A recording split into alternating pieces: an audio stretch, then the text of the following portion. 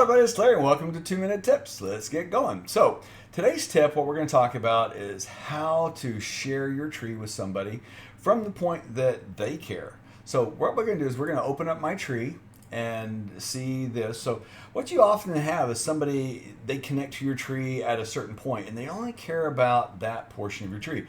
This is my tree and I have a mother and a father, but they connected to me, say on my father's side, and let's say at William Brown. So what I can do is I click on William Brown and right here, click the drop down, view his family tree.